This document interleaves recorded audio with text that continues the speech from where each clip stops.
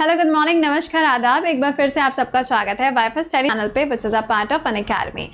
पूरी पॉलिटी के अंदर जो सारा खेल है या फिर जो सबसे इम्पोर्टेंट चैप्टर है दैट इज़ फंडामेंटल राइट्स। तो इस चैप्टर को हम लोग थोड़ा सा ज़्यादा फोकस करके पढ़ेंगे क्योंकि कई बार ऐसा होता है कि नॉर्मल से छोटे छोटे से सवाल बन जाते हैं और उनके हमें आंसर्स नहीं पता होते हैं। तो हम यहाँ पे आज का जो चैप्टर है दैट इज़ फंडामेंटल राइट्स के बारे में पढ़ना स्टार्ट करें।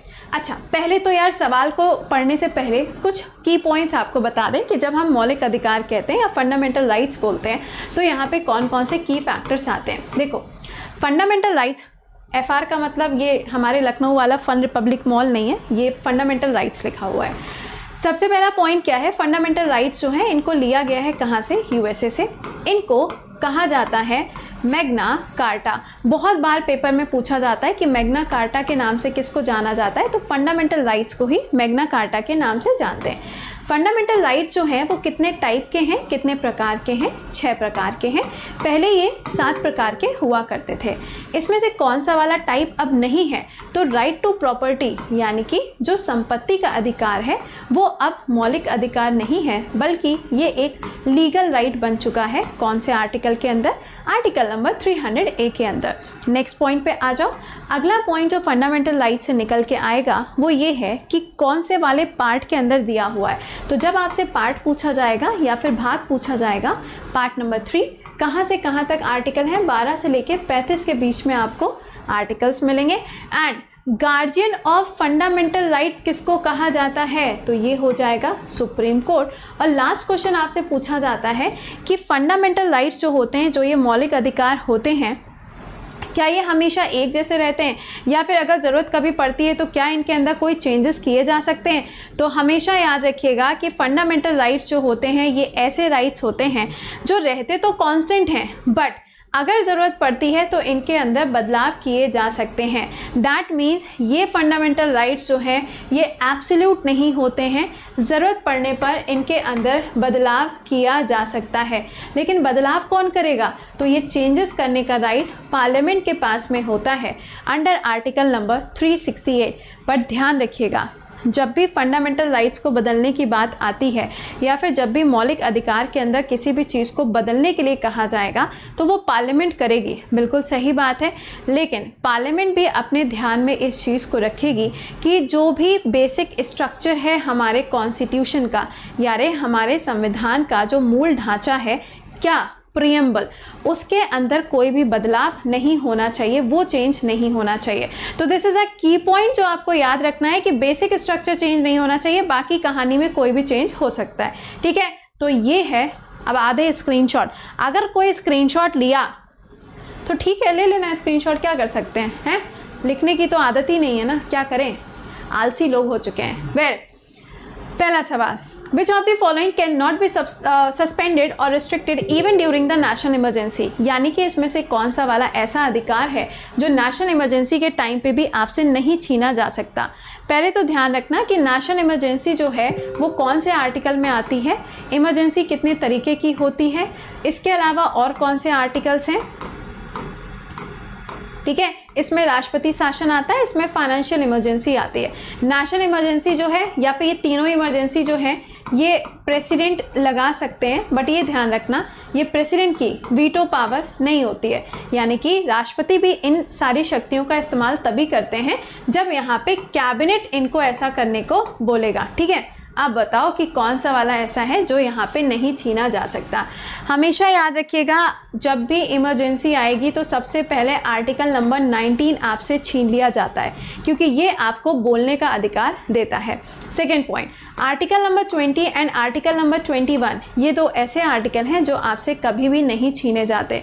ये आर्टिकल नंबर 19 का पार्ट है, ये भी आर्टिकल नंबर 19 का पार्ट है। राइट टू कैरियर प्रोफेशन, ये भी आर्टिकल नंबर 19 का पार्ट है। तो इसका आंसर क्या होगा, article number 21। Article number 21A के साथ में कंफ्यूज मत होइएगा, क्योंकि ये राइट टू एजुकेशन के बारे में बताता है, ये शिक्षा के बारे में बताता है। और राइट टू एजुकेशन के लिए जो एक्ट आता है वो 2009 में आता है, और इस पॉलिसी को लागू करने वाला सबसे पहला जो राज्य था वो कर्नाटका था। जी हाँ, कर्नाटका था। ध्यान से अब गूगल करोगे तो 10 चीज़ें मिलेंगी, बट ऑथेंटिक जगह से देखा करो। इसी के साथ में नेशनल एजुकेशन पॉलिसी जो है उसको भी लागू करने वाला भारत का सबसे पहला जो राज्य है वो भी कर्नाटका है। सेकेंड नंबर का कौन सा है, कमेंट बॉक्स में बताइएगा। ठीक है, दूसरा सवाल, which of the following subject comes under the common jurisdiction of the supreme court and the high court. सवाल कह रहा है कि अगर बताओ इसमें से कौन सा वाला ऐसा केस होगा जो सुप्रीम कोर्ट भी देख सकता है, हाई कोर्ट भी देख सकता है, कौन सा वाला हो सकता है। तो इसका करेक्ट आंसर बनेगा, अगर मान लीजिए मौलिक अधिकारों से जुड़ा हुआ कोई भी अगर यहाँ पे दिक्कत आ जाती है तो इनको यहाँ पर रिजॉल्व करने का या फिर इसको सॉल्व करने का जो राइट है वो सुप्रीम कोर्ट के पास भी है, हाई कोर्ट के पास भी है, जिसके लिए आपको एक शब्द देखने को मिलता है रिच। क्या मिलता है, रिच। अच्छा, रिच का मतलब क्या हो गया कि सुप्रीम कोर्ट यहाँ पे आर्टिकल नंबर 32 का इस्तेमाल करते हुए प्रॉब्लम को सॉल्व करेगी और यहाँ पे हाई कोर्ट जो है वो आर्टिकल नंबर 226 का इस्तेमाल करते हुए इसको सॉल्व करेगी। ठीक है। सेकेंडली, यहाँ पे अगर सपोज करो प्रेसिडेंट के इलेक्शन में, राष्ट्रपति के चुनाव में अगर कोई दिक्कत आ जाती है, पहले तो ये ध्यान रखना कि इनका जो चुनाव होता है वो इलेक्शन कमीशन ऑफ इंडिया कराता है, लेकिन अगर इसमें कोई दिक्कत आ जाती है तो ये ध्यान रखिएगा उसको सॉल्व करने की जिम्मेदारी सुप्रीम कोर्ट की है। एस्ट्रिक मार्क लगाना, पेपर में सवाल बनेगा। ठीक है। अगला सवाल, political right does not include which of the following, यानी कि जब हम पॉलिटिकल राइट्स की बात करते हैं तो इसमें से कौन सा पॉलिटिकल राइट नहीं है। अच्छा, राइट टू लाइफ। अब देखो, पॉलिटिकल राइट का मतलब ये हो गया एक तरीके से अगर आपको अधिकार नहीं मिल रहा है तो आप उसके लिए क्या करोगे, अपील करोगे। फाइन, अगर आप अपील नहीं करोगे तो उसके अगेंस्ट आप कहीं ना कहीं आवाज़ तो उठाओगे। ये क्या है, this is a political one. लेकिन इसमें से एक ऐसा राइट भी है जो यहाँ पे पॉलिटिकल राइट नहीं माना जाता, क्योंकि वो अधिकार तो हमारे पास है ही हर हालत में, दैट इज़ आर्टिकल नंबर 21। आप सोचो, बेचारा गोलू है हमारा, है ना, किम जोंग की बात कर रहे हैं, बेचारा गोलू है हमारा। अब उसने 20 किलो वजन तो कम कर लिया, क्यों कम हुआ, भूल गए। 7,000 रुपये में अगर नॉर्थ कोरिया के अंदर कॉफ़ी मिलेगी तो कौन ऐसा होगा जो 7,000 रुपये में जाके कॉफ़ी पिएगा, और वो भी तब जब पैसा कम हो गया है। तो भैया 20 किलो क्या 30 किलो भी वज़न कम हो सकता है। और वो वीडियो देखा था उसका, क्या गजब मुस्कुराया था वो कि बस उसी की वजह से हमारे लखनऊ में इतनी बारिश हो गई। खैर, अगला सवाल, which of the following right is not granted by the constitution of India at present as a fundamental right. इसमें से कौन सा ऐसा मौलिक अधिकार है जो अभी प्रेजेंट टाइम में संविधान के हिसाब से एक मौलिक अधिकार नहीं माना जाता है। क्वेश्चन में आपसे नॉट पूछा जा रहा है, थोड़ा सा ध्यान दीजिएगा। राइट टू इक्वालिटी बिल्कुल है, 14 से लेकर 18 के बीच में है। राइट टू फ्रीडम ये भी बिल्कुल है, आर्टिकल नंबर 19 से लेकर 22 के बीच में। राइट टू प्रॉपर्टी, बस यहीं पे रुक जाना। Right against exploitation 23 and 24 article, यही तो है, अभी तो तुमको बताया था आर्टिकल नंबर 300A के अंदर अब इसको एक लीगल राइट बना दिया गया। ठीक है, अगले सवाल पे आ जाओ। नेक्स्ट क्वेश्चन बताइए, who is the guardian of the fundamental right. मैंने जो की पॉइंट तुमको बताए ना उसको ना लिख लेना। मैं इसलिए बोल रही हूँ क्योंकि जब आप क्वेश्चन सॉल्व करोगे, अगर आपके दिमाग में वो घूमता रहेगा तो आपके लिए बहुत आसान हो जाएगा क्वेश्चंस को सॉल्व करना। एंड पेपर के अंदर हर सवाल आपको आता हो ऐसा ज़रूरी नहीं है। आप क्या करोगे, एलिमिनेशन मारोगे एंड एलिमिनेशन आपको आंसर निकाल के दे देगा। हाँ जी, इसका आंसर क्या बनेगा, सुप्रीम कोर्ट हो जाएगा। ठीक है, ओके। सपोज ये ऑप्शन में नहीं है, कई बार ऐसा खेल हो जाता है ना, खेला हो गए चले जाते हैं वेस्ट बंगाल हम लोग, कई बार ये ऑप्शन में नहीं होता, देन व्हाट, तब क्या करोगे, कॉन्स्टिट्यूशन मार्क कर देना। ठीक है, वैसे ऐसा होता नहीं है but you never know paper के अंदर खेल कहाँ पर हो जाए। अगला सवाल, कौन सा ऐसा संविधान संशोधन है जिसके द्वारा राइट टू प्रॉपर्टी को एक लीगल राइट बनाया गया है। तो इसका करेक्ट आंसर हो जाएगा 44th कॉन्स्टिट्यूशन अमेंडमेंट एक्ट, और ये कब किया जाता है, 1978 के अंदर किया जाता है। ये ध्यान रखिएगा कि मिनी कॉन्स्टिट्यूशन किसको बोलते हैं, 42nd कॉन्स्टिट्यूशन अमेंडमेंट एक्ट को बोला जाता है। इसके अलावा अगर आपसे पूछा जाता है फॉर एग्जांपल कि ये चैप्टर हम पढ़ा चुके हैं, नहीं पढ़ा है तो पढ़ लेना। अगर आपसे कहा जाता है 44th वाला जो अमेंडमेंट है ये कौन से ईयर में हुआ था, 1978 में हुआ था।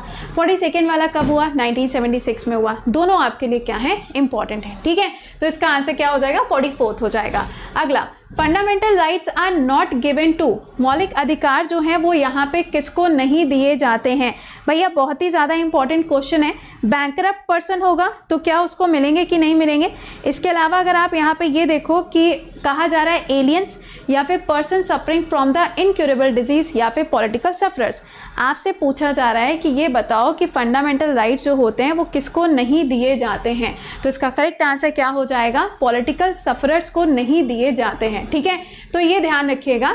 लेकिन अगर आपसे क्वेश्चन में ये पूछा जाता है, सपोज करो कि फंडामेंटल राइट्स जो हैं ये दो हिस्से में डिवाइडेड हैं, इसका मतलब ये हुआ कि कुछ अधिकार ऐसे हैं जो भारत के हर एक नागरिक को दिए जाते हैं, तो वो कौन से हो जाएंगे, तो वो यहाँ पे जैसे कि 19, ठीक है, 16, या फिर अगर आप थोड़ा सा और इसको एक्सप्लोर करके देखोगे तो 29, 30।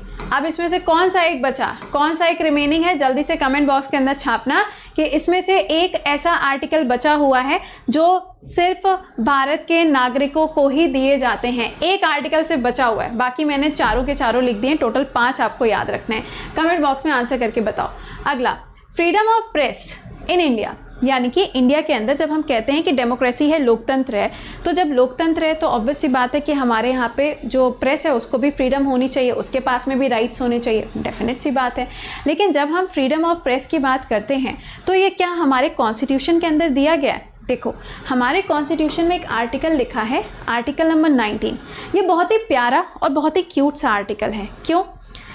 तुमको बोलने का अधिकार देता है, ठीक है, कभी भी कहीं पे भी आप कुछ भी बोल सकते हैं, anything whatever you like to, आप कुछ भी बोल सकते हैं। दूसरी चीज़, आप कहीं पे भी आना जाना चाहते हैं भारत के अंदर, मतलब आप अगर आपका मन कर जाए लद्दाख जाने का, आप जा सकते हैं। तीसरी चीज़ ये होती है, आप कोई भी काम कर सकते हो, यानी कि कोई भी बिजनेस वगैरह आप कर सकते हैं, कोई ऑर्गेनाइजेशन आप बना सकते हो, कोई एसोसिएशन आप बना सकते हो। आपके पास में पूरा राइट है कि आप अपनी मर्जी से सुबह 6:45 AM तक सोते रहो, क्लास चल रहा है, कहानी चल रही है, लेकिन ना अभी तो हम सो रहे हैं। आपके पास में पूरा राइट है कि आप कुछ भी खा पी सकते हैं। वैसे ये वाला राइट आपके आर्टिकल 15 में जाता है, लेकिन फिर भी मैंने इसको इसी के साथ में बता दिया। तो दे आर मेनी राइट्स, बहुत सारे राइट्स हैं जो आपके आर्टिकल नंबर 19 से जुड़े हुए हैं। बट हमेशा याद रखना, ये जो राइट्स होते हैं ना, never never never never try them at home.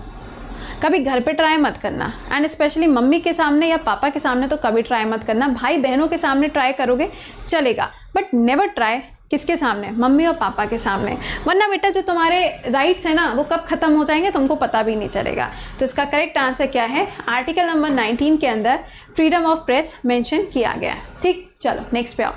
Under which article number fundamental rights are provided to the citizen. अब भाई मौलिक अधिकारों के लिए कौन सा हो जाएगा, तो देखो ये तो नहीं होगा, ऑब्वियस सी बात है, ठीक है, और ये भी नहीं होगा, नन ऑफ दीज से कोई लेना देना नहीं है। बचा कौन सा, 12 से लेके 35 के बीच में आर्टिकल्स दिए गए हैं। ठीक, चलो नेक्स्ट देखो।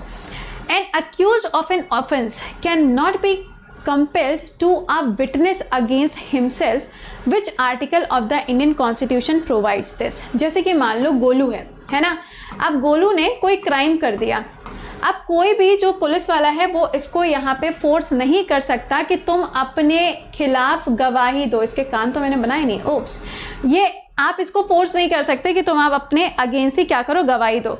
इसके लिए यहाँ पे कौन सा वाला आर्टिकल नंबर मेंशन किया गया है, तो इसके लिए आर्टिकल नंबर हो जाएगा आर्टिकल नंबर 20। एक चीज़ और ध्यान रखिएगा, यहाँ पे इसके अंदर एक बात और कही गई है, नो जियो पार्डी। ये क्या होता है, नो जियो पार्टी का मतलब है, जैसे कि मान लीजिए कि कोई भी अगर पर्सन है, किसी भी व्यक्ति को अगर सज़ा दे दी गई है, ठीक है, लेकिन 2 साल बाद या 3 साल बाद या 4 साल बाद उस पर्टिकुलर लॉ के ऊपर एक नया कानून बनकर चला आया, फाइन।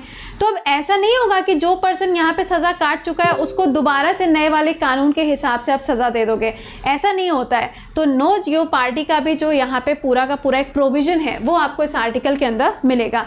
अगला आर्टिकल देखो लिखा हुआ है 22। यहाँ पे 2 बातें हैं जो इम्पॉर्टेंट हैं। सपोज करो कि अगर किसी भी पर्सन को अरेस्ट किया जाता है तो उस व्यक्ति को टोटल कितने आवर्स के अंदर डिस्ट्रिक्ट मजिस्ट्रेट के सामने लेके जाना है, 24 आवर्स। इसके अंदर एक चीज़ और है कि आने जाने का जो समय है वो इसके अंदर कंसिडर नहीं किया जाता है। अब जैसे हमारे लखनऊ के अंदर गलती से अगर आप अवध चौराहे की तरफ चले गए, अरे ये वही वाला चौराहा है, याद आ गया ना, अगर आप वहाँ पे चले गए तो समझ लीजिए कम से कम 15 या 20 मिनट तो आपका गया ही गया। तो इसके अंदर ये जो 24 घंटे का प्रोविज़न है, इसमें ट्रैवलिंग का जो टाइम होता है आने जाने का, वो इंक्लूडेड नहीं होता है। दूसरी बात, इसके अंदर एक और इम्पॉर्टेंट बात बोली गई है, वो ये है यहाँ पर कि अगर मान लीजिए कि कोई भी पर्सन है जिसको अरेस्ट किया गया है, अगर वो यहाँ पे एडवोकेट चाहता है तो ये प्रोवाइड कराना स्टेट गवर्नमेंट की रिस्पॉन्सिबिलिटी होती है। बट आप जानते हैं स्टेट गवर्नमेंट की सारी रिस्पॉन्सिबिलिटीज़ DPSP चैप्टर के अंदर है, directive principle of state policy, इसके बाद में हम पढ़ेंगे उसी के अंदर। लेकिन इसको किया जाए इसके लिए राज्य सरकार बाध्य नहीं होती है, यानी कि डायरेक्टिव प्रिंसिपल जो होते हैं वो नॉन जस्टिसेबल होते हैं एंड फंडामेंटल राइट्स जो होते हैं ये जस्टिसेबल होते हैं। ये सबसे बड़ा पॉइंट है जिसके ऊपर आपसे सवाल बनेगा, ठीक है, ध्यान रखिएगा। चलो अच्छा आगे बढ़ते हैं, नेक्स्ट क्वेश्चन पे आते हैं। अगला बड़ा ही अच्छा क्वेश्चन है, करोड़ों बार रिपीट हुआ सवाल है, एस्ट्रिक मार्क मारना सवाल बनेगा। कहा जा रहा है कि ये बताइए राइट टू एजुकेशन की जब हम बात करते हैं तो ये इसमें से किसके अंदर आता है जब हम 6 साल से लेके 14 साल के बच्चों के बारे में बात करते हैं। तो this is a fundamental right. Article number, इसको अलग से संविधान संशोधन के द्वारा जोड़ा गया है। संविधान संशोधन नंबर, अच्छा ये है कॉन्स्टिट्यूशन अमेंडमेंट एक्ट, इसमें कंफ्यूज मत होना, कई बार ऐसे शॉर्ट में हम लिख देते हैं ताकि टाइम थोड़ा सा बच सके, ठीक है। ये कब होता है, 2002 में इसको साइन किया जाता है। नेक्स्ट पे आते हैं, अगला सवाल देखते हैं क्या है। कहा जा रहा है at present in the constitution of India right to property is a, present time में अगर आप देखो तो राइट टू प्रॉपर्टी क्या माना जाता है। ओके, इसी के साथ में एक सवाल और सुन लो, अगर आपसे पूछा जाता है राइट टू वोट, है ना, तो वोट देने का जो राइट है आपको पता है कि ये क्या है, एक तरीके का हमारा फंडामेंटल राइट होना चाहिए। लेकिन ये ध्यान रखिएगा कि last to last time UPSC ने ये सवाल बनाया था और इन्होंने जो इसका आंसर मार्क किया था वो था कॉन्स्टिट्यूशनल राइट, वो था कॉन्स्टिट्यूशनल राइट। तो आपको ऑप्शन में जो चीज़ दी होगी आप उसके हिसाब से आंसर को मार्क करके आना। फिलहाल इसका आंसर क्या हो जाएगा, this is a legal right, ये कोई मॉरल राइट आपका नहीं है। अगला, which of the following article of Indian constitution guarantees equality of the opportunity to the citizens in the matter of the public employment. अभी मैंने थोड़ी देर पहले आपको बताया था आर्टिकल नंबर 16 मैंने बोला था, कहा था ना, तो आर्टिकल नंबर 16 जो है वो यहाँ पर आपको पूरा अधिकार देता है कि आप अगर भारत के रहने वाले व्यक्ति हैं तो आपके पास में पूरा राइट है कि आप किसी भी जॉब के लिए अप्लाई कर सकते हो। अब देखो कांड कहाँ पर हो गया, हरियाणा, आंध्र प्रदेश एंड झारखंड, ये 3 ऐसे स्टेट बन गए हैं जिन्होंने क्या किया है, अपने यहाँ पे 75% की जो सीटें हैं प्राइवेट जॉब्स के अंदर उनको रिजर्व कर दिया। क्या किया, उनको रिजर्व कर दिया। अच्छा ठीक है, अब अगर रिजर्वेशन हो गया तो बाकी लोगों का क्या होगा, भले ही वो भले ही वो झारखंड के रहने वाले नहीं है लेकिन भारत के तो नागरिक है ना, व्हाट अबाउट देम, उनके साथ क्या होगा। तो अभी जब इन तीनों स्टेट ने यहाँ पे कहा कि 75% जो सीटें हैं वो यहाँ पे रिजर्व कर दी जाएंगी प्राइवेट जॉब्स के अंदर, तो यही सवाल खड़ा हुआ था कि जब हमारे कॉन्स्टिट्यूशन के अंदर आर्टिकल नंबर 16 दिया गया है तो हम किस तरीके से इसको वैलिड करार दें, लेकिन इसको वैलिड करार दे दिया गया है। तो ये ध्यान रखिएगा, आर्टिकल नंबर 16 हर एक पर्सन को राइट देता है कि वो किसी भी जॉब के लिए अप्लाई कर सकता है, चाहे वो मेल हो, चाहे फीमेल हो, चाहे वो ट्रांसजेंडर हो। ध्यान दीजिएगा, सवाल बड़े दिनों से नहीं पूछा है। ट्रांसजेंडर जो है सुप्रीम कोर्ट ने इनको अलग से कैटेगरी डिफाइन किया था, कौन से ईयर में, ईयर मुझे कमेंट बॉक्स में बताइएगा। अगला, under which article parliament can make law for the prescribing punishment for those act that are declare to be offences under the fundamental right. आपसे सवाल में कहा जा रहा है कि पार्लियामेंट जो है वो कौन सा वाला आर्टिकल इस्तेमाल करती है अगर मान लीजिए कि वो किसी को क्या करना चाहती है, सज़ा देना चाहती है, पार्लियामेंट कौन सा आर्टिकल यूज़ करेगी, this is article number 35। Article number 33 देख रहे हो, ये हमारे डिफेंस के अंदर आता है। डिफेंस का मतलब हो गया हमारी आर्मी है, नेवी है, एयर फोर्स है, राइट। इन लोगों को फंडामेंटल राइट्स नहीं दिए जाते, ठीक है। और ये जो फंडामेंटल राइट्स नहीं दिए जाते तो इनको रेगुलेट कौन करेगा, पार्लियामेंट रेगुलेट करती है। और अगर कभी पार्लियामेंट को लगता है कि हाँ इन लोगों को कुछ राइट्स देने चाहिए तो वो राइट्स दे भी सकते हैं, और इसके लिए कौन सा आर्टिकल यूज़ होता है, आर्टिकल नंबर 33 यूज़ होता है। मार्शल लॉ ये कौन से वाले आर्टिकल में आएगा, आंसर करके बताना। वैसे चलो हम बता दें, हो सकता है कुछ लोगों ने इसके बारे में पहली बार सुना हो। मार्शल लॉ जो है ये किसी आर्टिकल के अंदर नहीं है, इसकी कोई भी एग्जैक्ट आर्टिकल आपको पूरे कॉन्स्टिट्यूशन में नहीं मिलेगा। अगला सवाल, कॉन्स्टिट्यूएंट असेंबली की अगर हम बात करें, has appointed an advisory committee.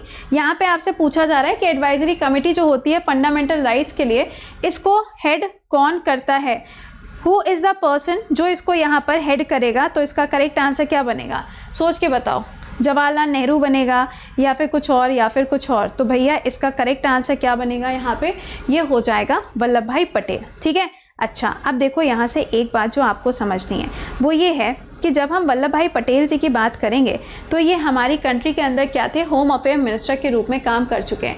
आप मुझे आंसर करके बताओ कि प्रेजेंट टाइम में हमारे देश के अंदर ऐसा कौन सा राज्य है जो कह रहा है कि हमारे लिए लिबरेशन डे सेलिब्रेट किया जाए। क्या किया जाए, लिबरेशन डे सेलिब्रेट किया जाए। तो चलो इसका आंसर हम बता देते हैं। अगर आप करंट अफेयर सुबह पढ़ रहे हो 6:45 AM पे तो आपको इसका आंसर पता होगा। इन केस अगर आप नहीं पढ़ रहे हैं तो आपको बता देते हैं। तो इसका आंसर बनेगा तेलंगाना। तेलंगाना जो है वो इस टाइम पे डिमांड कर रहा है कि ऐसा होना चाहिए। चलिए नेक्स्ट पे आ जाओ।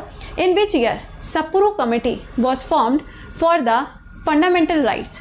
चलो भैया बात कर लेते हैं। सप्रू कमेटी 1945 हो जाएगी। एंड इस कमेटी के बारे में बहुत ज़्यादा तो सवाल नहीं बनता है, बट कभी कभी गलती से सवाल आ जाए तो आंसर पता होना चाहिए। लेकिन स्वर्ण सिंह कमेटी के ऊपर बहुत बार क्वेश्चन बनता है। जब हम स्वर्ण सिंह कमेटी की बात करते हैं तो ये ध्यान रखिएगा, ये वो कमेटी है जो कि क्या करती है, हाँ, स्वर्ण सिंह कमेटी वो कमेटी है जो कि फंडामेंटल ड्यूटीज़ को जिसने हमारे संविधान के अंदर जोड़ने के लिए बोला था और उसके लिए संविधान में संशोधन भी किया गया था 42nd कॉन्स्टिट्यूशन अमेंडमेंट एक्ट 1976 में, जिसके बाद में फंडामेंटल ड्यूटीज़ जो हैं वो हमारे संविधान का एक हिस्सा बन गई। टोटल ड्यूटीज़ कितनी है, 11 ड्यूटीज़ आपको मिलती हैं। चलिए नेक्स्ट क्वेश्चन पे आ जाओ। Fundamental right guaranteed in the Indian constitution can be suspended only by, यानी कि जो कॉन्स्टिट्यूशन हमको यहाँ पे फंडामेंटल राइट्स प्रोवाइड करता है, अगर हम इसको सस्पेंड करने की बात करते हैं तो इसमें से किसके पास में राइट होता है कि वो उसको सस्पेंड कर सकता है। तो सिंपल सी बात है, ये नेशनल इमरजेंसी के टाइम पर होगा। घुमा फिरा के सारा खेल इमरजेंसी का ही होता है। अगला सवाल, which of these is not included in the fundamental right in the Indian constitution. कौन सा ऐसा इसमें से राइट है जो कि फंडामेंटल राइट नहीं है। राइट टू स्पीच बिल्कुल सही है। Right equality before the law बिल्कुल सही है। अगला है राइट टू कॉन्स्टिट्यूशनल रेमेडीज़ बिल्कुल सही है।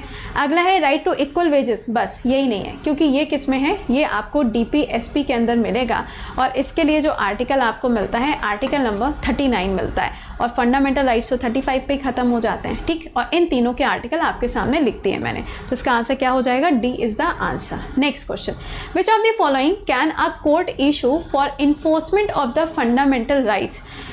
इसमें से कौन सा वाला ऐसा होगा जिसको फंडामेंटल राइट्स के लिए जारी किया जाता है। अच्छा एक चीज़ आपको बता दें, हो सकता है आप में से बहुत सारे लोग ऐसे होंगे जिन्होंने रिट्स के बारे में आज तक नहीं पढ़ा होगा। ओके, तो आप क्या कर सकते हो, आप यूट्यूब पे जाना, रिट्स बाय कृति मैम मेंशन कर देना, या नॉर्मल रिट्स अगर आप लिखोगे यूट्यूब पे तो भी आपको नज़र आ जाएगा।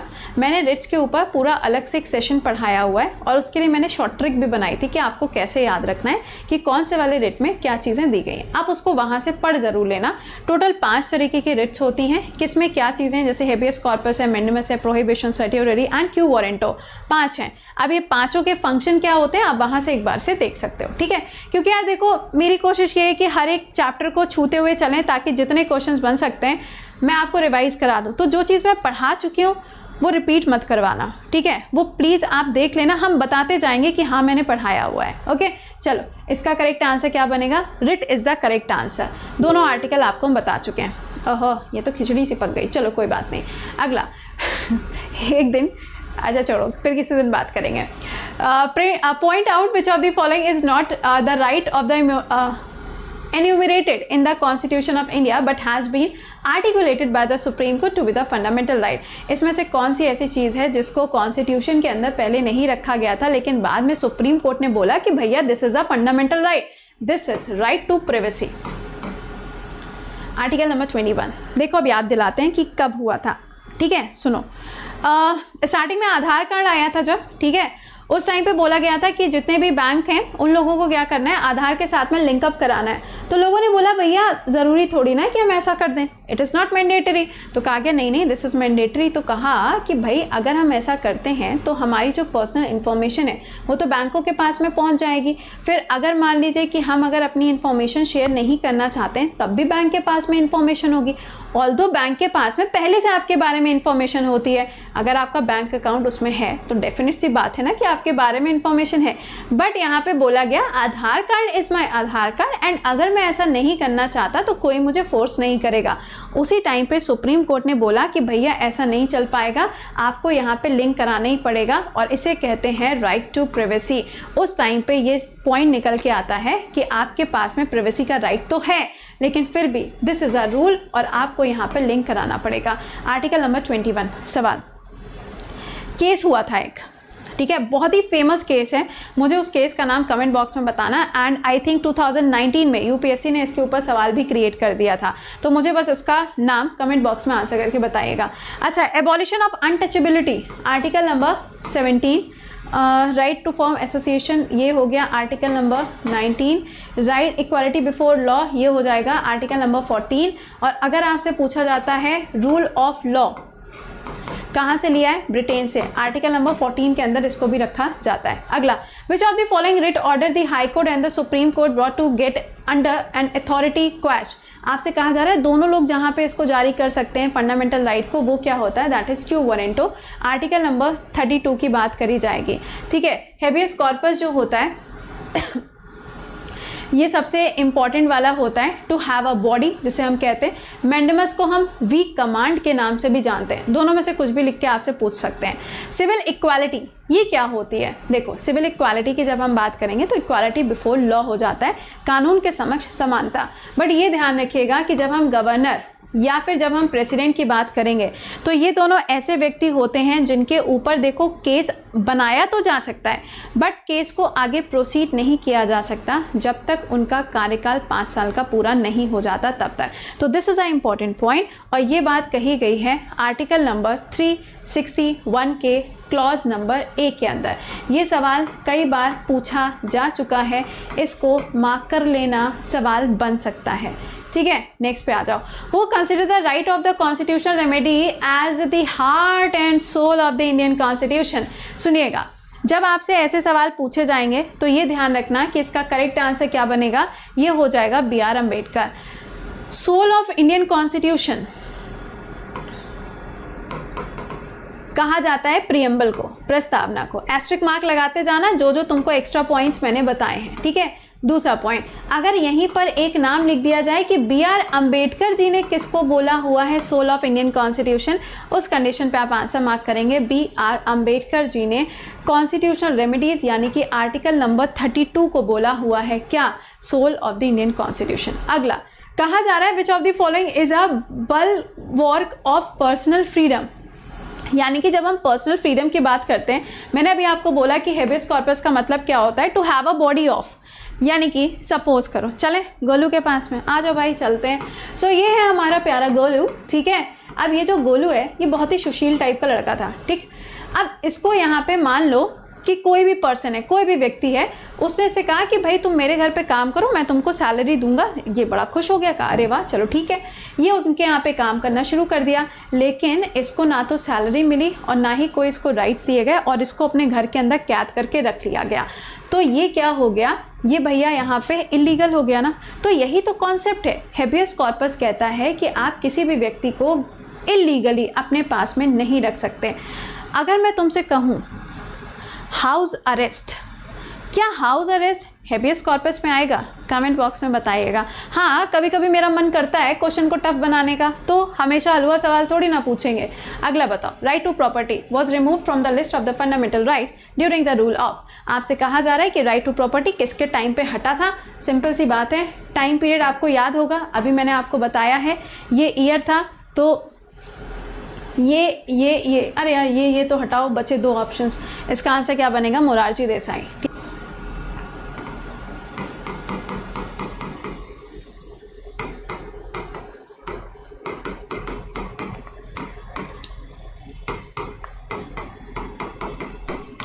चलिए, अच्छा मिलते हैं फिर आप लोगों से नेक्स्ट क्लास में। टिल देन खुश रहिए, मुस्कुराते रहिए, bye bye and take care.